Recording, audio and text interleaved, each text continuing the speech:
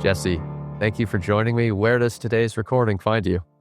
Eric, well, at my desk, I'm feeling pretty good. I don't know, relaxed or tired, or maybe a bit of both. But had a good workout in this morning, and I've got kids, and so kind of loving life and doing all that. But otherwise, North Texas, 5 years into a startup, and um, getting ready for a weekend with the family. That's where today is. Tell me a little bit about yourself, Jesse. I grew up in New Mexico.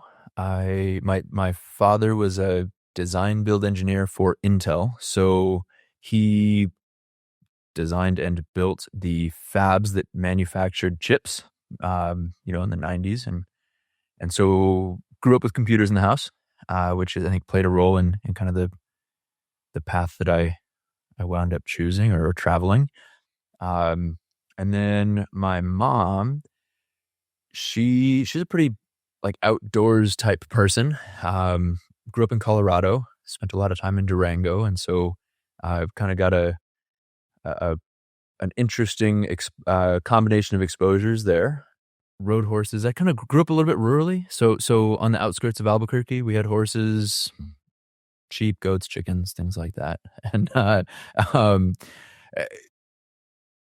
it was an interesting combination because there'd be times when I just wanted to, take apart a computer or explore the internet when it was like not great back then. You're typing, just trying to figure out what you can find and click links until you wind up in some FTP site and you're like, where did this come from? Oh, that's an unsecured government site. All right, cool. What else? Back in the day, but then also taking breaks from that and just being like, I don't want to be inside. And that was kind of my mom's rule. Like, the sun is up, you guys are outside. And so, a lot of time on a horse, and I haven't ridden a horse since I graduated high school, but that's kind of my background. And then I went to college and thought I'd be a mechanical engineer, and quickly changed. Realized that was only partially interesting, and I liked the kind of the physics side, and I liked the scientific method more than kind of just the designing things. And so I kind of went on that whole find myself journey, and thought I was going to dual major in photography and chemistry, which was an interesting precursor. And I've told you this before, Eric, I really liked working with image data, and the chemistry side was just also very interesting to me. And so I wound up several years later getting a job at the United States Geological Survey, and I worked for a geochemist. And they, as you might know, may or may not know, the USGS is also responsible for maintaining all of the satellites, the public domain satellites that image the Earth. And so I kind of got my photography exposure and my chemistry exposure all at the same place while making maps, which I've always, enjoyed. And I think partially because of the outdoors that I was able to experience as a youth. And that kind of precipitated where I think I wanted to go. And so I graduated with a bachelor's degree in Earth and Planetary Science from the University of New Mexico, worked for the USGS. Then I went to the private sector and did a lot of groundwater remediation, which was fun, but repetitive after a point, just cleaning up oil spills and pipeline releases in northern New Mexico. And so I went back to grad school and looked at a combination of computer science and geography. I wanted to use computers to make maps. It's been a kind of a lifelong passion. And I kind of decided or learned that I'd given myself a pretty decent computer science education just as an enthusiast, kind of a hobbyist. And so transitioned to more of an overlap between the business college and the geography college. And so we put in a proposal, my advisor and I, and we went through a program with the National Science Foundation to look at the commercializability of some research that he and I had done, the commercial potential. And we thought we would work in the oil and gas industry with some remote sensing and change detection technology. And so we interviewed a bunch of people, and that was in 2016, 2017. And about 2 years after that, I ended up starting just a lot of kind of consulting work to figure out where this was going to go. And then in 2020, I formed the company as it stands today, and the rest is history. Now we manage spatial data. We do a lot of we transitioned to kind of wildfire focus a couple of years ago, and that's what we've been doing. And the company as it stands today is EchoSpectra, correct? Yes, technically that's not our registered name. We're the Axon Intelligence Company, who kind of founded it on the idea that we would do geospatial intelligence and that we were kind of analysts. EchoSpectra is our brand name and our public facing image, if you will, and the name of our software. So if you went to echospectra.com, you would see essentially everything that we're doing. There's nothing under the Axon label, but that's probably nuance. It's not totally important. So no, EchoSpectra is our company, and so we have an app for mapping really wildfire related phenomena, either pre or post fire. But we've got some people who are using it just to document anything it's offline compliant. You open your phone up in the fields, you drop a pin on the map, attach some photos and notes, and that's available to you when you log in online, but also to anybody else that's on your team. They can see that information. And so it's useful to a couple of different applications, but we really focus on fuels documentation. So, is this a grass or a shrub or some combination of which? And there's some technical categories there that impact fire behavior. And so we'll work with people to map those to try to prevent fires, to help with what's called fuels treatments plans. We're like, all right, you need to thin this, or you need to mow over there, or you need to, cut these trees down. But then also after the fact. So there's a thing called an origin and cause investigation. And as wildfires are increasingly costly, as we've seen, just even over the past 2 years, they're, $4 and $6 and $10 billion plus claims against companies for starting a fire. The investigations that are used to identify the cause are increasingly scrutinized. And so we work a lot with investigators to create a defensible, our app allows them to collect a lot more data in the same amount of time to create a much better picture, and also kind of increase the, increase the defensibility of what their conclusion is. I think what I've understood from some of our conversations previously and what you're saying here is something like we have overhead photography, satellite-based or whatever, perhaps, and we're looking at an area of brush or forest or grassland or I don't know what that might be adjacent to a community, or it could be adjacent to some business, I don't know what.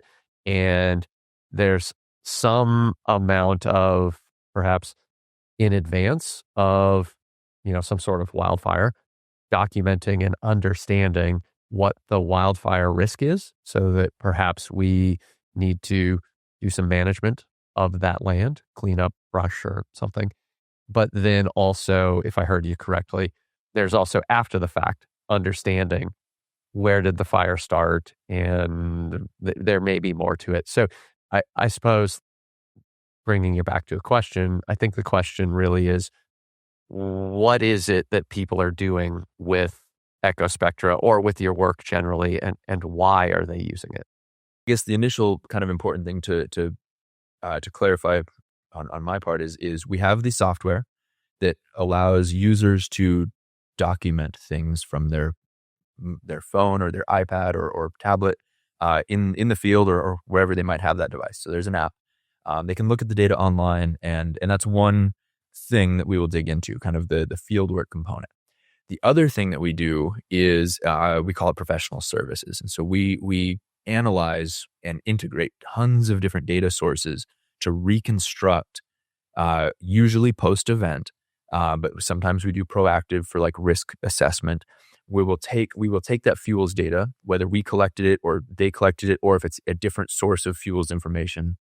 We will look at weather forecasts. We'll look at construction locations. If, for example, somebody wants to build an apartment complex or a large HOA that is, a single entity, they say from the studs out is owned by one company, they need to get insurance. And so we'll run simulations against that location to say, okay, well, here's where your fire risk is. Here's what you can do to mitigate that risk. That's a professional services thing. So that's not something that you would do in the software, at least not yet, maybe someday. But then also after the fact, we will take, information from places that I didn't know was available even a couple of years ago. So we'll look at, of course, people are familiar with the fact that your phone is tracking you. And so we've been involved in legal cases where that becomes discoverable. And so our clients will say, hey, I've got this thing from AT&T. There's probably some information in here, but to us, that's a gold mine because it's just a bunch of time-stamped locations. And so we will create an animation, say, here's the replay of what that data set tells you. And we do that for just a ton of different types of data sets. And then we layer that on top of, satellite data and thermal anomaly detections from satellites. And then we have some kind of cool things that increase the resolution and the confidence intervals, or help to refine the confidence intervals around where that thermal anomaly is being detected. And then when you look at that in an animation, like in a time series, all of a sudden stories start to come out, and you're armed with this ability to ask questions you didn't even realize were, questions that you should be asking. And so we do quite a bit of that on the professional services side. And so data integration, data science, a lot of data visualization, but almost always around fire, either fires that have happened or fires that you want to prevent. And so you could think about, one of the things that a great kind of anecdote is, you have this big field of, knee-high grass that they say cures out in the fall. It's dry. It's a very flashy fuel on a low humidity, like a low relative humidity day. A truck could be dragging chains, or somebody could throw a cigarette out the window and it will light that grass on fire. Catalytic converters start fires all the time on really dry days also. And so there are people who are like, well, just burn all that grass down. That's a fuels treatment. If you do it controlled and don't let it get out of hand, then that fuel is no longer there and it can't blow embers, or fire can't progress through that, gain momentum, and then start a stand of trees on fire, which becomes much harder to then put out.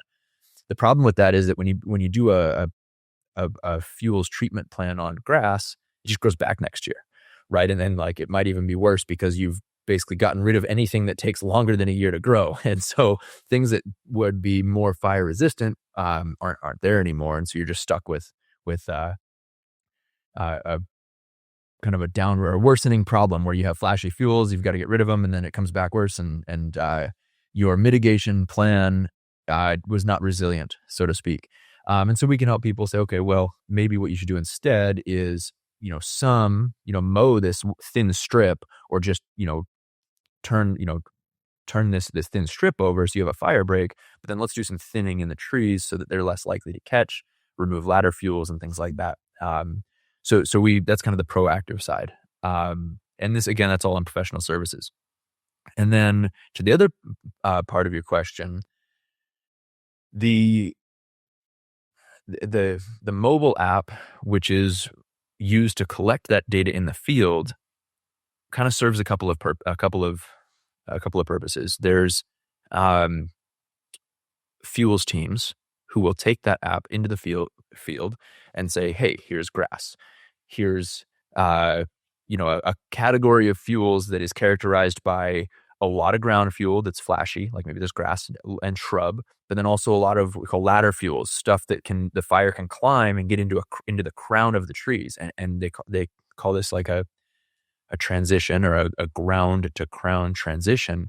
And when that happens, your fire behavior becomes much different, much more extreme. And so it's a lot harder. It's a lot more risky. So a crown fire, and this was actually counterintuitive to me, but when a dead tree is burning, even if it's all the way up at the top of the tree, the whole tree, they say fully involved. I don't really have a background in fire, so all the time I spend with these investigators and firefighters, I pick up the the words they use. I'm a data scientist and a geologist, really. But the the the technical term being fully involved, a dead tree, which sounds like a lot of fuel and it's like really hazardous, is actually not as bad as a live tree. Because when you get a live, for example, a pine tree fully involved, there is a lot of moisture in it and a lot of oil. And that oil literally just explodes. I mean, you see pictures of these live trees that have been heated and are on fire that, they're basically just exploding. They're throwing these embers everywhere. And that ember can start a new fire downwind, like ember cast. And so, or spotting downwind. And so you'll get a new fire 2 miles away or 3 miles away. And so you can imagine the firefighters are trying to respond to a front, trying to, curb or do what they can. And all of a sudden they've got a new fire behind them that they don't even know about yet. And it's moving that way as fast as the one that they're trying to stop is moving towards them. And that's, it's really dangerous. And so, especially if there's a change in wind direction, because they don't know, that there's a fire behind them. And so I guess all of that's to say is that these fuel crews will go out and document, like, hey, there's a lot of ladder fuels here and we don't want this to become a crown fire. So let's, we want to propose to the county or the city or this neighborhood that they do this kind of work. And there's a lot of grant money out there for them to do that.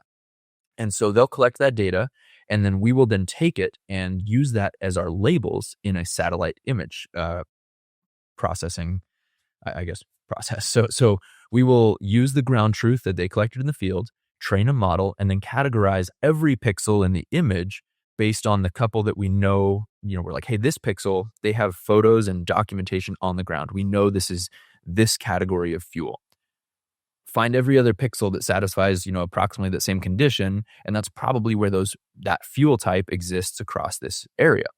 And so that's one of the ways that the app is used. And then kind of in turn becomes a way that we can leverage that data for our customers. Excuse me. The other, and the majority of the app users are fire investigators, and they can be law enforcement or kind of a private consultant type company. And generally, the consultants are hired by insurance companies or law firms that are representing insurance companies or power companies. Of course, plaintiffs also hire their own investigators in these type of cases. And so there's a very legal component to that. While still a legal component to the law enforcement, it's essentially evidence collection. So if a fire crosses a property boundary or burns down a building or several buildings, or if anybody's died or even injured, that becomes something that a fire investigator who works for the county or city or state, who is technically a law enforcement officer, goes out and investigates. And as you can imagine, there are a lot more law enforcement officers than there are wildfire events. And so they generally don't have, or didn't before, have a really good system to document in a consistent way. And so we, through our work with all of these people, we're like, hey, we can help here. And so we created this app, and it follows the National Wildfire Coordination Group, NWCG's guidelines for investigating fire. And that's called specifically an origin and cause investigation, which is funny because even just a couple of years ago, they called it cause and origin. Everybody would get kind of worked up. They're like, you can't have a cause before the origin. That's just bad investigation, right? It's bad science. And there's, they'll say like, oh, this is a cause in search of an origin. And so, a plaintiff or somebody who was upset might go out there and say, well, the fire started somewhere over there. Who in that area has the deepest pockets? It's their fault because we need to recoup the cost, which is not the right way to go, but it happens. And so it's been the Wild West, and it still is to a point, but we're finally getting some science around the process and some structure around the process. And we've had a lot of fun working with these investigators to kind of shore up the defensibility of their cases, because 10 years ago, a really big case with $300,000, right? I mean, yeah, you burnt down half of my pecan trees. I'm going to get what I can out of it, and that's it. But that's not the case anymore. Like I said, $10 billion claims against power companies or other entities for causing a fire, and then anybody who might even possibly be involved gets sued. It went in, to try to they call it cost recovery. It's become a much bigger number, which means that the investigations are under a lot higher scrutiny. And then as we start to I guess work with them, and I should probably round out that one specific example there, Eric, is as they do that investigation and they document what they're seeing, which are called fire progression indicators. They'll be in the field, they'll see a rock, and it'll be like black on one side and not on the other, and they'll call that sooting. And they'll be like, because of the way that the sooting is oriented, I know that the fire progressed this direction at this point. So before, they'd go out and they'd document that. They'd plant a flag, they'd take a GPS coordinate, they'd take notes, they'd take photos, they'd basically be recording all of this. They've got their handheld GPS, they've got a DSLR camera, they're writing the rain notebook. It's a mess, right? And then they've got to get back to their office. They've got to figure out which photos go to which entry, plug it all into a spreadsheet, turn that into a KML, look at it in Google Earth, try to remember which one was, and there are different types of behavior. For example, you have advancing fire. You could think about it. If you just drop, a match in the middle of a bunch of grass, even if the wind is blowing in one direction, the fire still grows laterally to the wind. We call that, lateral indicator. And it'll also creep upwind just because the fire wants to grow and consume fuels. And we call that a backing fire because it's crawling up into the wind, whereas the primary direction of growth is downwind, and that's the advancing. And they all have different indication. They leave different marks on the ground and on vegetation and things like that, different characteristics.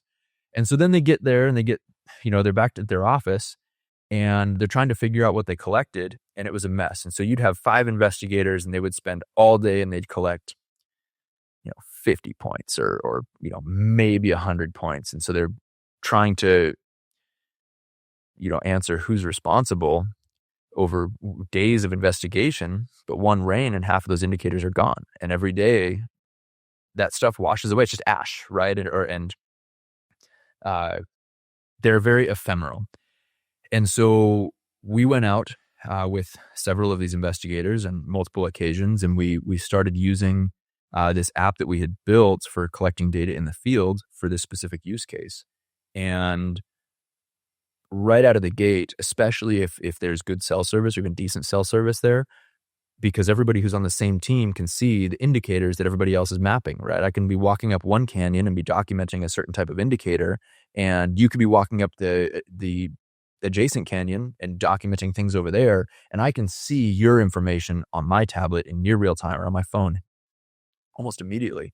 And that allows the team collectively to make decisions about where they need to focus resources, but they're also collecting like an order of magnitude more data over the same amount of time. And so they're able to create a much more comprehensive picture that would still go out and map for a week because they're pretty important that they get it right, but they're collecting 10 times as much information, which allows them to create a much more defensible picture of how the fire behaved, which we then can help them do additional things. But a lot of times they'll just export that and say, hey, here's our report, here's our photos. That's the map that they need to turn in. Who ultimately benefits from either the professional services side or the app side or both? And not just who benefits from, but also who's the customer? Is it me as a homeowner, insurance companies? Is it a big property owner, the state, the county? If you are trying to get insurance, especially if you're in California, Colorado, or Utah, and your insurance says you're in a high risk area, and you're like, well, is it, or is there anything I can do to help mitigate that risk? And yes, you would hire us and we would run an assessment and we would say, okay, here's your primary risks. We have the credentials to make that a very believable assessment. Like we have confidence that we're right. And then here's the things you can do that are known, kind of the highest impact or the lowest hanging fruit, so to speak, of what you can do to protect your home. And sometimes it's, they talk about burn fire beds or burn beds, don't have any vegetation touching your house. Make sure the vents under the eaves are ember proof, that type of stuff, which, we've got people on the team who are doing that for their entire career that they can help with. That's not the majority of our work. The people who benefit primarily from the app itself are going to be the fire departments, right? The fuels teams, the investigators, the fire marshals, the state and local governments. They get the most value out of the app just a la carte because you can think about it. I've got a colleague who says, I've never seen a fire start at 50 acres, but they put a lot of fires out before they get to 50 acres. And especially on the West Coast and in those forested areas in the Northwest, there is a lot of missed information. And so one of the things that they're looking at is, can we catch arsonists a season or two earlier before it becomes a major, a catastrophe or just a disaster with loss of life or very expensive, property loss. Because firefighters are generally pretty good at their job, they will show up, put that fire out, and then they'll go move on. They've got something else to do. They've got, they're busy. They are not going to go through the process of planting a flag, looking around the fire. Like, they just put it out. They're not going to document it for another day or two. But if, and you might, let's take CAL FIRE, for example, about 100 full-time investigators who are law enforcement officers. But then there's 1,000 or 2,000. I mean, there's like 10,000 people who work at CAL FIRE, and there's another 2,000 like engine bosses or captains who are responding to fires all the time. And if they can document in a fraction of the time that it would otherwise take just what happened, to like, hey, just drop 10 pins, take some photos, and fill out a couple of bits of information so that the organization as a whole can see kind of into the fire problem in a level that they couldn't previously. And that will start to identify trends and patterns, which could be indicative of maybe just something like, hey, we should really just mow the grass next to this road because there are always fires there. Like, every season we have multiple of them. Perhaps we should allocate some of our vegetation management budget a bit more strategically and just cut that problem off upstream. Or they might say, these fires are really, there's something kind of funny about them. They might indicate arson. And if you have a serial arsonist, they're going to escalate, right? And so if you can catch them before it becomes a major disaster, then that's a win for everybody. So even you as a homeowner have won there. So stakeholders are really all of these communities, and the people who use the app are generally investigators or fire professionals. We are contracted by insurance companies, landowners, but generally not like you and I landowners. Somebody who's got 10,000 acres or a really nice piece of property in Vail, and they want to build a very nice house, and they're only there for a couple of months out of the year. What do they need to do to show to the insurance that they don't need to be paying $1 million a year for their premium? So that type of homeowner, we get contracted by occasionally, but a lot of it is law firms. Generally, somebody representing. I think by dollar amount, we do more defense work. So our clients tend to be like power line companies, insurance companies, but that's not exclusive. We've been contracted by plaintiff parties. Also, actually, sometimes insurance, because the insurance is like, no, we're suing them so that we don't have to pay out. And so, insurance and infrastructure are the kind of the professional services type customers. You said that when you got your business going or something like that, that I think it was based on some research you had done. And so I don't know exactly how to phrase this, but I guess I'm wondering, w- what was your research? And then if it relates, I suppose, what were people doing before you provided these services and created this app? Or maybe what is the alternative if it relates to your research?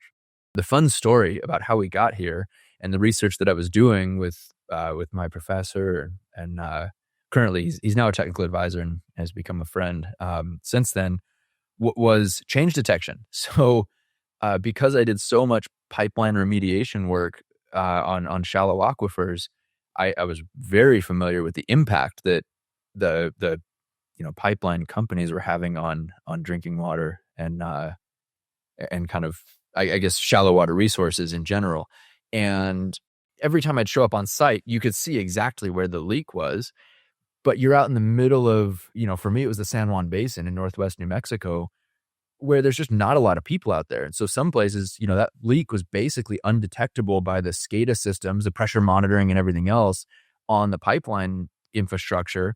But then some guy drove out there and was like, whoa, there's a bunch of dead vegetation, or holy cow, I can smell something, or and there's some that are worse than others. Like, if you know what an arroyo is, like I showed up on site one time after a rain where the side, a 15-foot wall of basically sand had fallen over and it just ripped a pipe right, in half. It was like an 8-inch pipe that just was sticking out to the middle of the arroyo. And they knew that one was a problem when they were able to send somebody out and shut the pipeline off. But the tragedy there is that, and I don't think it's a concern because I'm not going to tell you who it was, but thousands of gallons of hydrocarbons were pumped into, just, spilled out of this pipe into a wash, which fed directly into the local river. The wash, there was water in it while it was, during the flood or the kind of the storm. Flash floods are really common in that area. But 20 minutes after the storm was over, the water's gone above ground.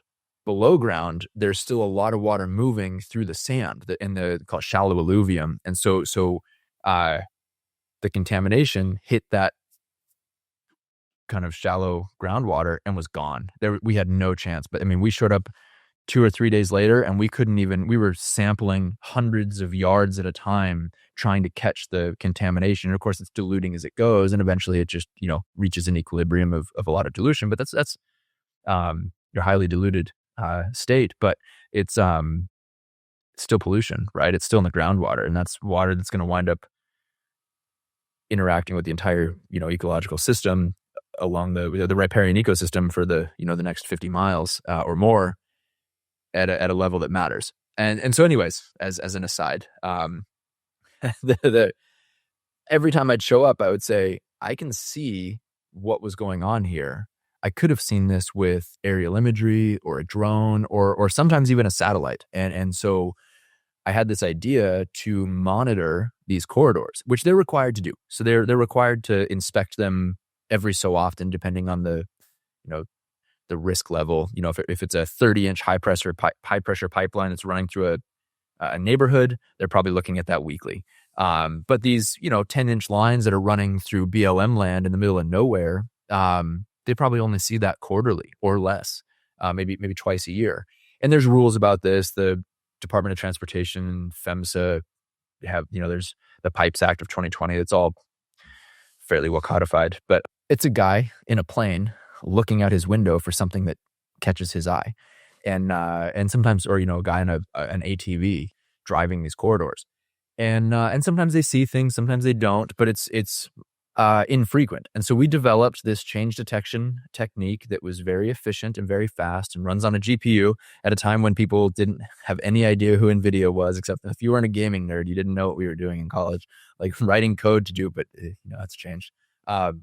So we're writing code for these NVIDIA GPUs to do change detection in an efficient and, it's kind of scalable, very fast way.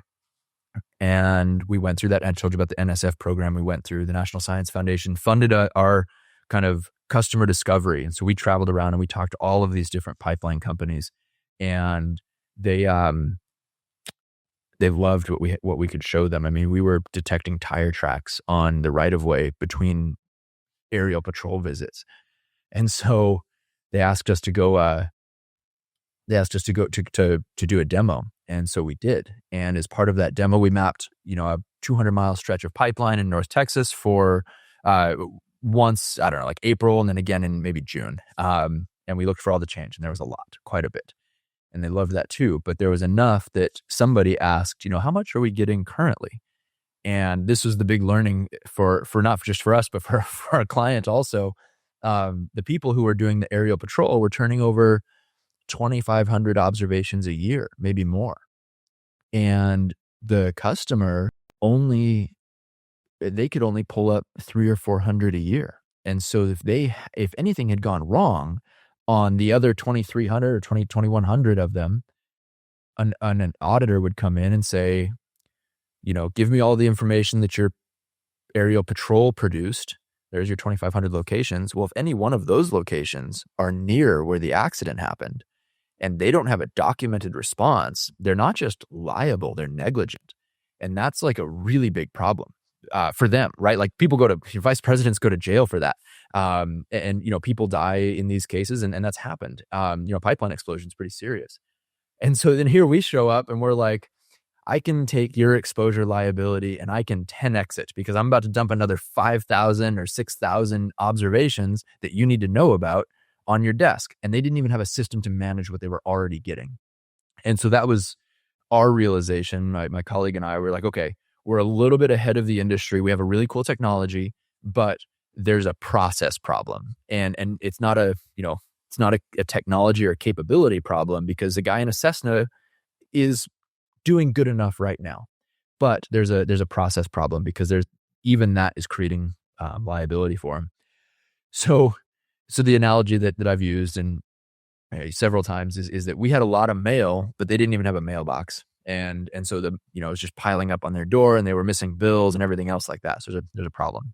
Does some of this look like, so a guy in a Cessna, he looks out the window basically and he says, oh, I noticed this thing, and he writes it down, or maybe he takes a picture, and it's perhaps not going into a computer. It's not going into a system where someone can be notified.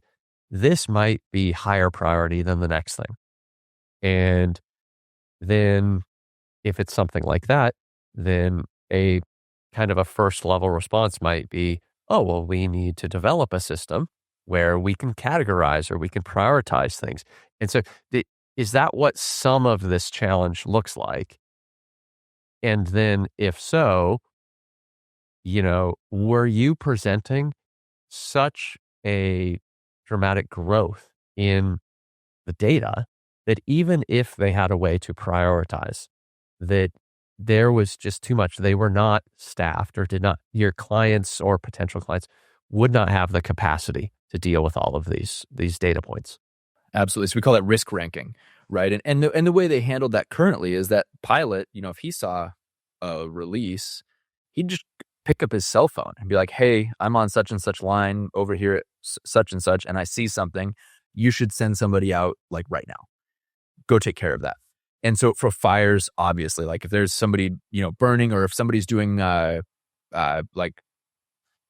if he sees yellow iron, like if somebody's plowing or digging or something like that in the right of way, he'll just call, right? Like that's a high risk. Somebody's about to hit the line and blow stuff up or something like that. But all the other things, like somebody built a barn or somebody built a play set or somebody put a runway, like it's a private runway across the, pools are very common, but obviously very dangerous. Even planting trees on the back of, your property fence, your property line, if it's in a right of way, you got to dig a hole to plant the tree. Like all of those are the type of things that are like, it's already been done. They didn't blow up while they were putting the pool in. It's unlikely to blow up now. You should get somebody out there and, much to the chagrin of the client, of the customers, the guy who put his pool in, tell him he's got to move his pool, which, he would have known if he tried to get a permit or anything else. But, yes, so there is a risk ranking system kind of in place with the status quo, but it's not scalable. And there's a lot of things that pilot's not going to see, especially if he's just trying to remember what did he report 6 months ago when he flew this same line. And technically his job is to report it anyways. He'll report the same pool every time, but you can see how I guess the data coming in is very similar to the problem we had with wildfire. And that's actually how we built the foundation of the product that we're using. Like this whole concept of handwritten notes, a GPS point and a camera out of the window of a plane. It's very similar to what was happening in these wildfire investigations. And so fortunately we had some experience with that kind of problem already. But then on the other side of the problem was that the pipeline companies didn't have a way to handle even the data that the aerial patrol was sending them, because they'd get an Excel sheet and an FTP link, and then they would save all of his data, but it would just be on some guy's computer. And then that guy would get a promotion, and all of that historical information was gone. It's not documented in any database anywhere. And if it was an emergency type thing, like on a shorter patrol or a more routine patrol, the guy in the CEST or the aerial patrol company would send an email like, hey, we flew this 50 miles today. Here's 3 things, and here's the photos attached. Well, the pipeline companies have their settings on their Microsoft Exchange server, so that those photos are gone in 6 months. And so they can't pull it back up later on to even figure out what was happening. So they had a process problem internally, just trying to manage the data that was coming in. And so not only could they not risk rank it, but they couldn't look for trends or patterns. Like, for example, this area is subject to a lot of development. They're building neighborhoods like crazy. Well, that's going to change their risk profile for that pipeline that's in the area. They should probably change their patrol frequency. They should probably pay extra special attention to this and the other thing. Like, we found things on multiple occasions that had been reported several times to the clients over the course of months. And then all of a sudden it's like they reach out and they'll say something like, hey, there's an apartment complex on top of our line. It's like, well, yeah, we told you about that for months, right? I mean, here's the 8 reports that you got that construction was happening from when they first broke ground to when, all of this was happening. And they just didn't have a way to respond to that because, and again, they weren't seeing the data in context. They'd get a report of something in that area, and then 3 months later, they'd get another report, and or a week later, they'd get another one. And there are these points that are coming in over time, and they're all on their own fairly low. Until you have an apartment complex there, fairly low, I guess, risk. But when you look at the map and it's like, hey, we have 6 of them in the same spot.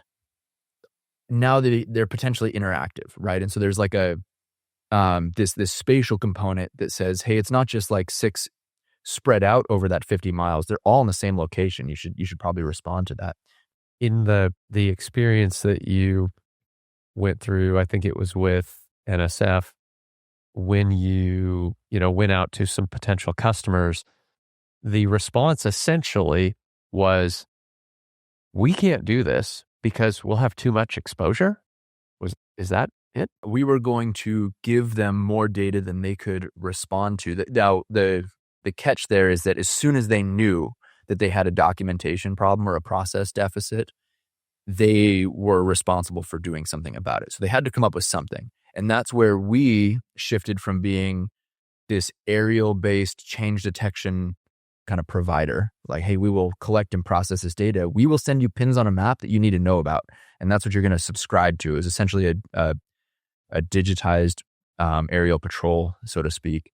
We were going to provide it with those area patrol partners and collaborate, because there was a lot of value to doing that in general. But they realized, and exactly what you're saying, they're like, well, our liability is going to go through the roof if you report all of this stuff. But they knew that there was more going on that they needed to know about. And so we took, I say 10 steps back, and we built that mailbox. We were like, okay, here's a system that allows you to document points that represent risk or change or anything else.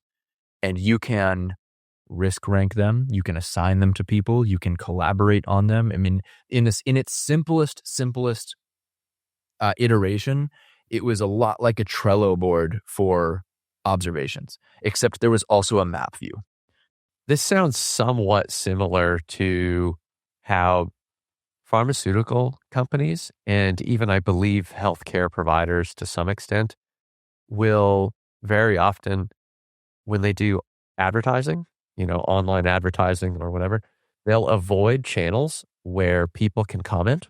So like if a pharmaceutical company is advertising in Facebook, Instagram, whatever it is, they will turn off comments or they'll just avoid the channel altogether because if someone reports an adverse effect or something of that nature, they're, I believe, legally required to respond, even if it's something that is completely off the wall. And, one of their researchers, doctors, whatever, might say, there is no way that our medication caused that, but they're required to track it down. And not that it's the same, but it sounds actually quite similar. Like, I'm just going to turn my gaze away from that data point. That way I don't have to deal with it.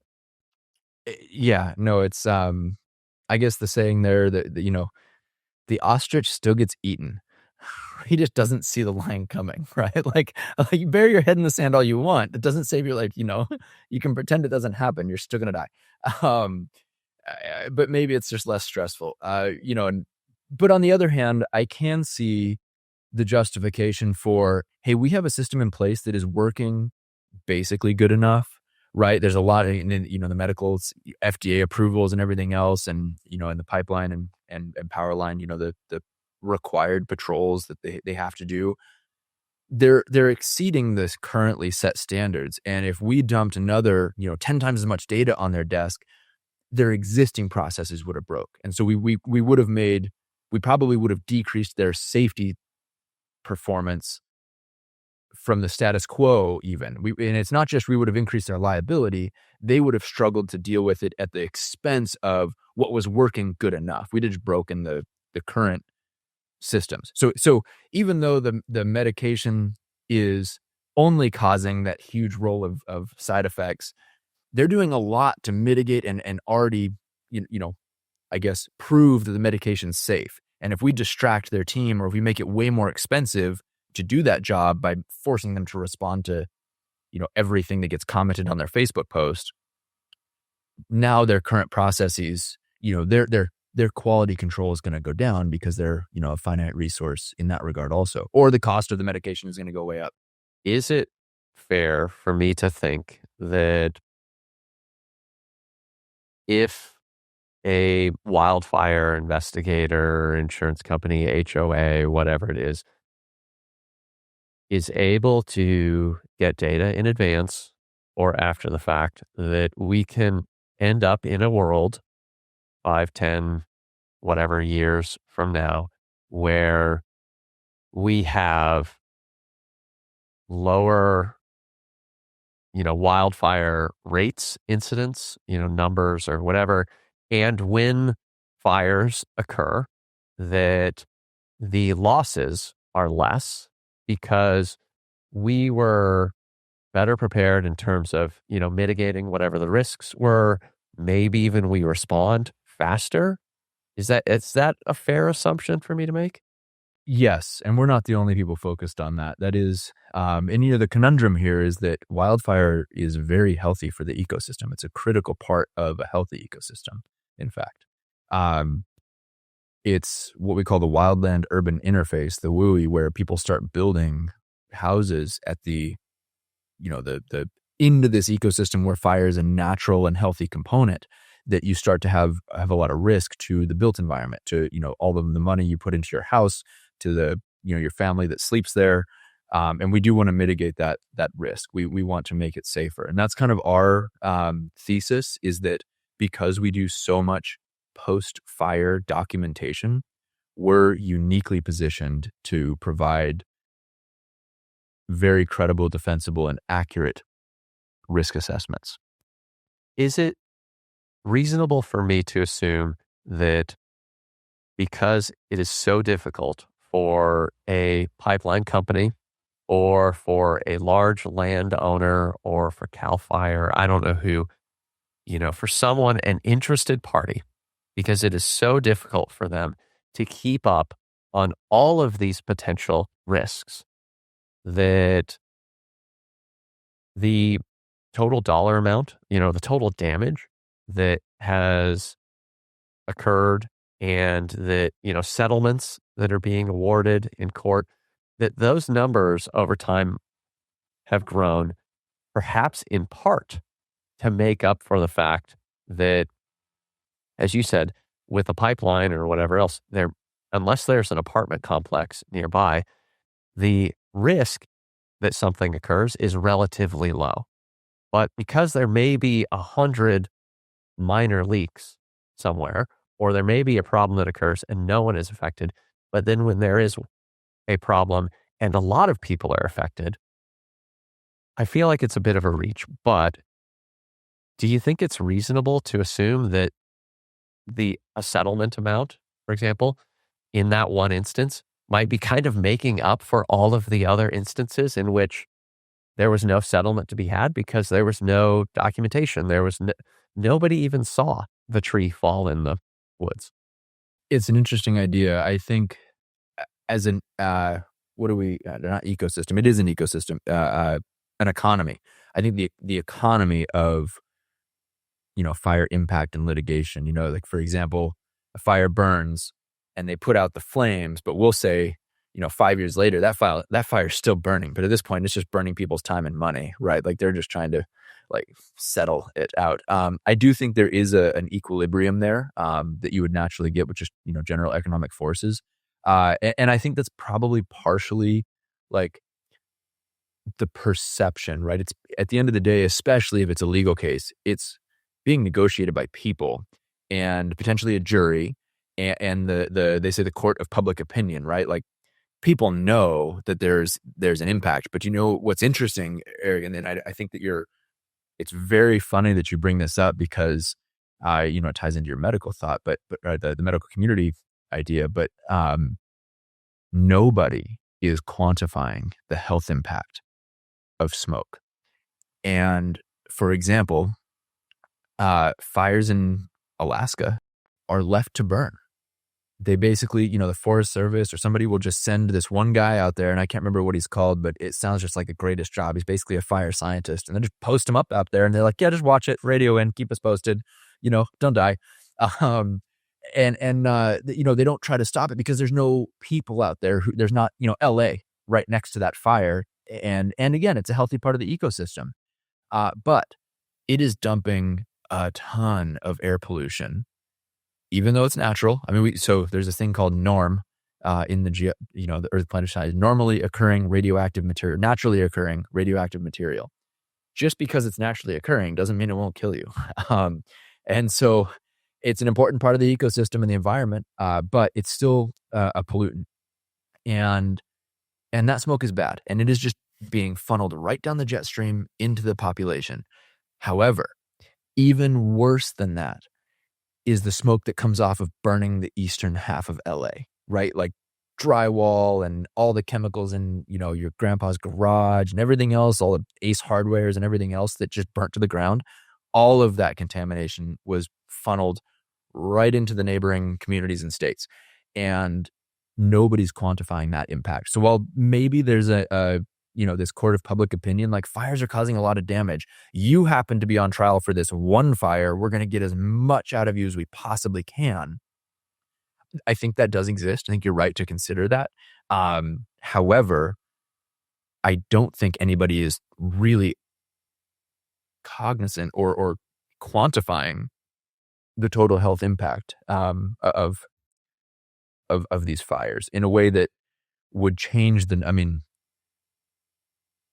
who bears the burden of those costs, whether it's the country in just general health and productivity of its citizens, if it's, health insurance companies, if it's, it could be of any number of stakeholders, but generally as a, community, whether that's a country or smaller, you want your members to be healthy and productive and smart and educated and everything that makes your community more successful.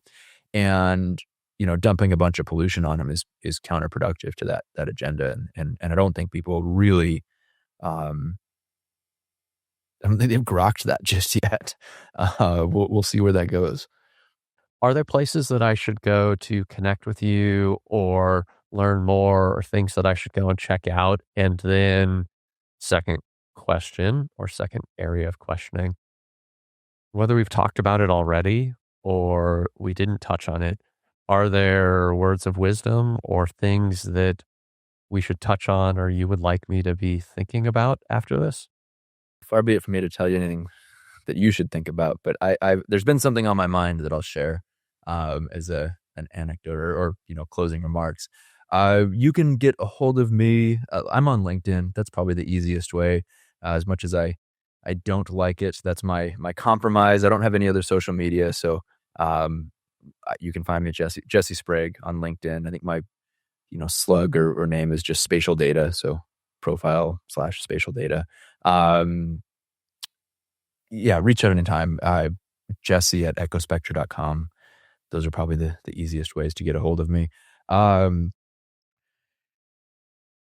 Something to think on. Food for thought. I had a friend, still a friend and a good friend. And I've been thinking about something he said a lot recently, and so I'll share it because I think it's worth thinking about. He said, we're training partners. He's an Ironman multiple times over, and I'm training for my first Ironman. I've been a cyclist for pretty much my whole life, and so we spend a lot of time on the road together, just working hard, and that kind of stimulated some conversation around hard work and things that are hard, and how adversity is a key ingredient, if not the primary driver for so much growth, whether it's personal or otherwise. And he said something, if I can get this right, so you have to choose your hard. Living on a budget is hard. Being broke is hard. Like being in debt is hard. So pick which one you want. You just remember that I don't think there's any way out of it. But you choose your hard, right? Being unhealthy, having a lot of preventable medical issues. I know that's not everybody's situation, is hard. Training and taking care of yourself is hard, right? Like not eating that extra brownie, and I'm far from a perfect role model, but he had a really interesting insight about choose your hard, because it can be hard now or hard later. And it's almost always more worth it for it to be hard now than hard later. I love that. And that goes along with, I think I said this on podcast recently, but maybe not. Someone at some point said, easy choices, hard life, hard choices, easy life. And I probably say that to my children far too often, but I think that there's a lot to be said, not just about perspective, and perception, but also that, going for a run is a lot harder than walking or not moving at all. But when you're going for that run or walk or whatever it is, you are striving for some goal, for some outcome. And so just because it's hard does not mean that there's something wrong with it. There might be something wrong with it. Maybe you're running too hard, but broadly, there is value in choosing. I don't mean to be sort of, hokey or bro science here, but there's value in choosing the harder path. I think it's become a component of my decision-making criteria. I have to make sure, and I think that it's a challenge to even get that far, but I'm not choosing this just to suffer, but I'm not shying away from the hard choice because it's hard. Absolutely. I think that's one of the key components of my decision-making framework. Along with the question, what if the opposite were true? Those two things have been very helpful for me. Jesse, I appreciate you recording with me. It's always nice to talk to you. And so thanks for being here today. Absolutely, Eric. Appreciate you having me on. Thank you.